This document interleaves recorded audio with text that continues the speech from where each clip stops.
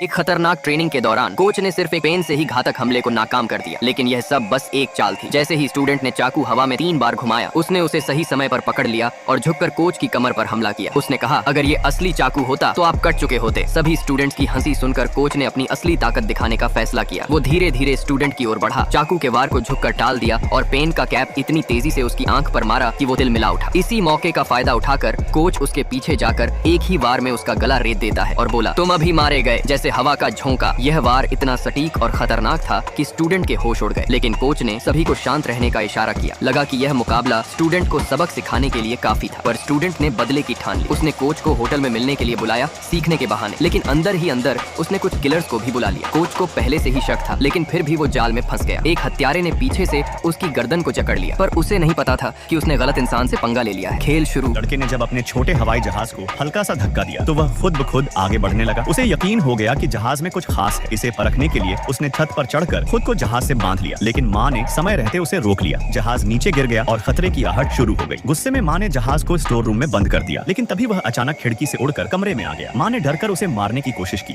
जिससे वह और गुस्से में आ गया। अजीब हरकतों से घबराकर माँ ने अपने दोस्त माइक को बुलाया, जिसने जहाज की जांच करने के लिए उसे चुरा लिया। माइक ने जहाज को काटने और तोड़ने की कोशिश की, लेकिन वह अटूट निकला। स्कैनिंग करने पर उसमें कोई इलेक्ट्रॉनिक पार्ट्स नहीं मिले। इसी दौरान लड़के को पता चला कि जहाज गायब है और वह रात में चुपके से लैब में घुस गया। लैब में माइक के ध्यान भटकते ही लड़के ने जहाज उठाया और छिप गया। तभी एक अलमारी गिरते गिरते माइक को चोटिल करने वाली थी, लेकिन जहाज ने उसे बचा लिया। लड़का वहां से भाग निकला, लेकिन अलार्म बज गया। बेस के गार्ड्स उसका पीछा करने लगे, लेकिन लड़का अपने पिता के आईडी कार्ड का इस्तेमाल कर ऊपरी मंजिल तक पहुंच गया। आखिरकार उसने जहाज को खुद से बांधा और ऊंचाई से छलांग लगा दी। तभी कुछ चमत्कारी हुआ। छोटा हवाई जहाज सच में उड़ने लगा और लड़के को अपने साथ आसमान में ले गया।